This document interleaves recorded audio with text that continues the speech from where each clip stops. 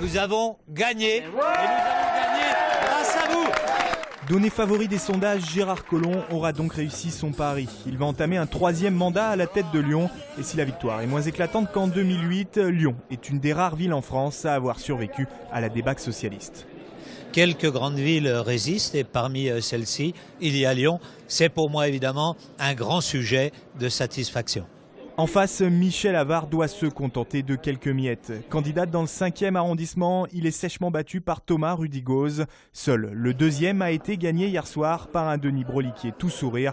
53, c'est une belle victoire. Contrairement au reste de l'UMP. C'était ma première candidature à la mairie de Lyon. J'ai 47 ans.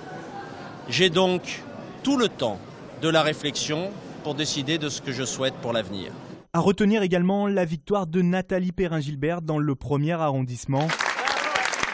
La candidate Graham Frank Gauche est parvenue à conserver sa mairie face à l'alliance controversée entre les écologistes et le Parti socialiste. Les électeurs ne s'y sont pas trompés.